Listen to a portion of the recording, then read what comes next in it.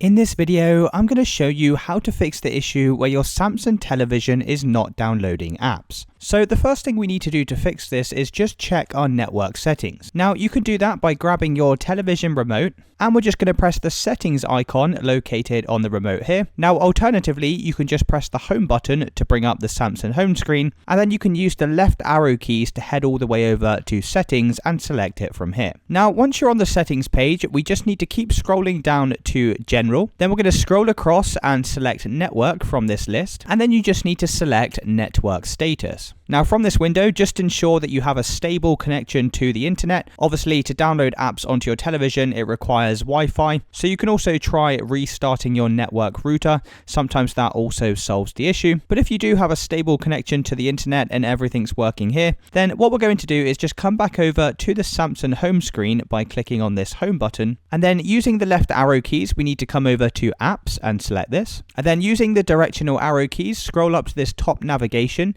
and we need to come into settings in the top right hand side. Now once you're on the settings page, you'll be able to see how much space you have on your television storage. Now if you're running out of space, this will be the reason why you're unable to download new apps. So all you would simply need to do in this case is uninstall some apps to free up some space. And you can do this just by scrolling along the apps list and then coming down to delete to any apps that you don't need or want on your television. Now if your storage settings are all fine and you have enough storage, then what we're going to do is click back on this settings button to bring up the settings page. Scroll all the way down to support in this navigation. And then what we're going to do is just click on this software update button to ensure we're running the latest firmware for our television. Now, if your software is fully up to date and everything looks okay here, then what you need to do is just power off your television by pressing the TV power button. And once your TV is powered off like it is here, we're just going to come over to the wall socket and actually disconnect the plug from the main power supply. So once you've unplugged your television, you need to leave this unplugged for around about 20 seconds,